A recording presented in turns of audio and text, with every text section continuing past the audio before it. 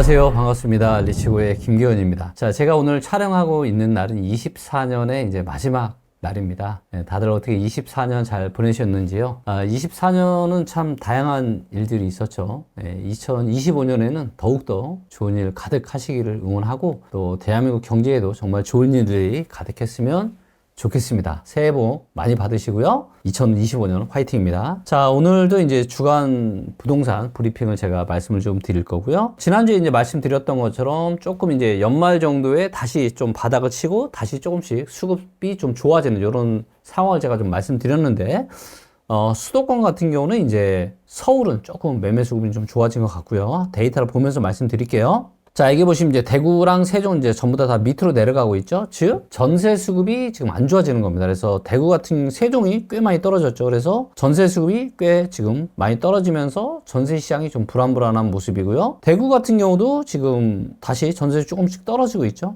그래서 대구랑 세종은 여전히 이제 전국에서 가장 전세 시장이 좀 좋지 않은 이런 상황이 계속해서 유지가 되고 있고요. 자, 울산이나 충북 같은 경우도 어때요? 다 지금 밑으로 내려왔죠? 밑으로 내려왔다는 얘기는 전세 수급이 떨어졌다는 얘기입니다. 그래서 여기도 지금 밑으로 좀 떨어지면서 전세 수급이 좀 떨어졌고, 충북은 오른쪽으로 가면서 매매는 시장 조금 좋아졌고, 울산은 매매 시장이 이제 보시면 12월 15일 꽤 좋았는데 12월 20일 또 요 날짜 가장 최신 데이터로는 조금 이렇게 좀 꺾이는 모습이 좀 나오고 있네요. 자, 그리고 뭐 나머지 지역들은 다 좀 고만고만하죠. 아주 뭐 조금씩 움직이고 있고요. 자, 서울 같은 경우가 지금 이제 보시면 12월 8일에 바닥 찍고 지금 2주 연속 아주 조금씩 조금 바닥을 치고 올라오는 요렇게 요때도 작년에도 그랬고 재작년에도 그랬죠. 요런 비슷한 모습이 나오고 있고, 또 25년에는 새로운 또 정책들이 나오기 때문에 아마 수급이 전반적으로 조금 좋아질 수 있습니다. 근데 제가 지난 영상 올렸더니 뭐 어떤 분들은 또 말을 바꾸냐 이렇게 얘기를 하시는데, 이제 여러분들이 그렇게 생각하시면 안 되고요. 제가 한번 차트를 가지고 한번 설명을 좀 드려볼게요. 그리고 이제 썸네일은 조금 여러분들 아시겠지만 기본적으로 자극적으로 좀 쓸 수밖에 없어요. 그래서 썸네일을 보지 마시고 썸네일만 보고 댓글 다신 분들이 계시는데 그러지 마시고 이 영상을 좀 끝까지 지켜보시면서 김기원이 무슨 얘기를 하는지, 저는 제가 한 번도 스탠스를 제가 바꿔본 적이 없습니다. 자, 설명을 좀 드려볼게요. 자, 우리가 주식도 그렇고 부동산도 그렇고 올라갈 때 이렇게 올라가고 이렇게 떨어지나요? 아니죠.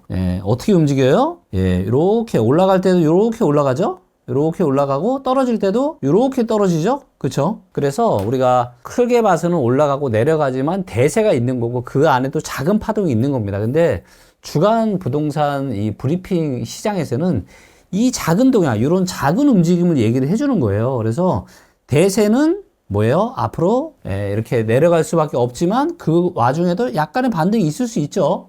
그렇기 때문에 25년은 시장에 약간의 상반기에 반등이 올 수 있다. 요거는 22년에도 똑같았습니다. 22년에도 한 4월달, 5월달까지는 괜찮았어요. 근데 그 이후부터 이제 이렇게 무너지게 된 거죠. 그리고 25년에도 상반기가 아니라 하반기에 무너질 가능성이 높다라고 제가 말씀을 드리고 있는 거고요. 그래서 단기적으로는 지금 조금 좋아지고 있다. 근데 중요한 건 이제 전세 수급인데 전세 수급이 지금 계속 떨어지고 있죠. 공급 물량이 그렇게 뭐 부족한 게 아닙니다.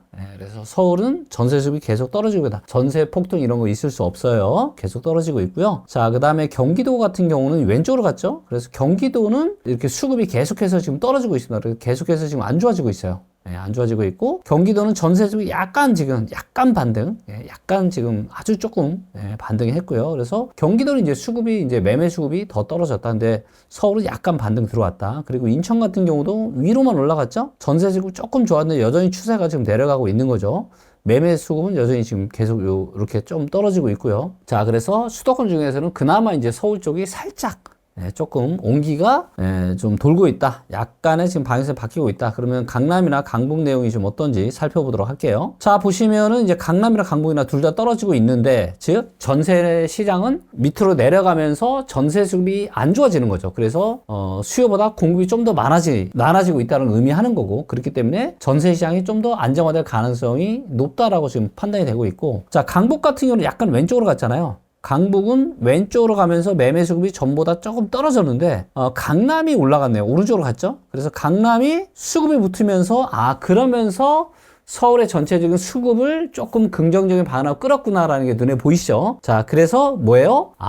서울 그 중에서도 강남 쪽에 이런 매매 수급이 조금 좋아져서 그렇게 된 거구나. 그리고 나머지 수도권의 나머지 지역들은 여전히 별로구나. 이렇게 좀 보시면 될 것 같고요. 자, 그래서 여전히 다 지금 뭐 나머지 지역들은 다 고만고만하게 움직이고 있습니다. 자, 이와 더불어서 이제 거래도 동향을 좀 봐야 되는데, 자, 거래 동향을 보시면은 지금 세종이 왼쪽으로 많이 가고 있죠? 위로 올라가고 있죠? 위로 올라간다는 얘기는 전세 거래가 다시 느는 거고, 매매 거래는 거의 바닥에 붙었네요. 매매 거래는 진짜 없습니다. 거의 왼쪽에 있죠?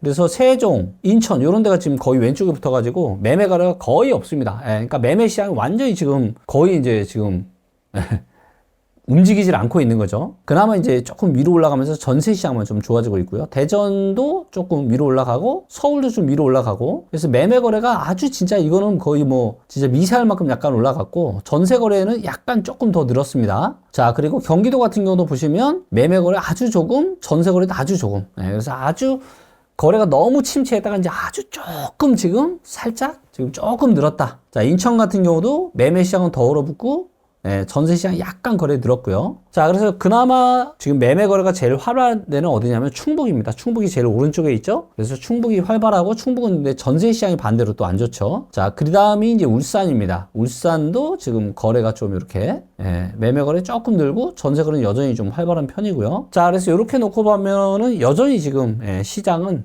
좀 거래가 많이 지금 죽어있는 이런 상황이고, 매매나 전세 수급이 제일 안 좋았던 대구나 대구를 좀 보시면, 대구 같은 경우는 매매 거래 약간 지금 반등 들어왔고요. 근데 여전히 너무 작죠? 전세 거래는 계속 줄고 있습니다. 자, 그래서 이거를 봐도 대구 부동산 시장도 진짜 이거 엄청나게 지금 매매 전세 둘 다 굉장히 침체되어 있구나. 이런 것들을 우리가 알 수가 있어요. 자, 그래서 지금 아마 이 영상이 2025년도에 나가는 첫 영상이 아마 될 것 같은데요. 2025년은 너무나도 격동의 시기가 될 것 같습니다. 너무나도 격동의 시기가 될 것 같고요. 단기적으로 이제 트럼프가 이제 대통령 취임을 하는 1월 20일이죠. 그래서 트럼프가 과연 한국에 대해서 어떤 이야기를 하느냐, 이에 따라서 어떤 금융시장이나 부동산 시장이 상당히 또 출렁일 수 있는 그런 가능성이 꽤 있다라고 생각합니다. 현재의 지금 부동산 시장은 약간 이제 아마 1월달 그리고 데이터가 나오게 되면 조금 신생아 특례에 대한 이 소득 요건도 좀 더 완화가 되고, 또 정책 자금도 풀리고 하다 보니까 조금은 상반기는 조금은 살짝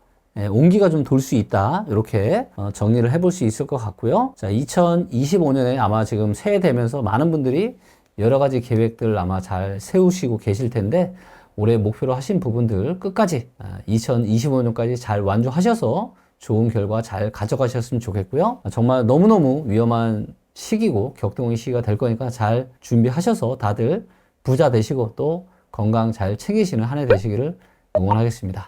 고맙습니다.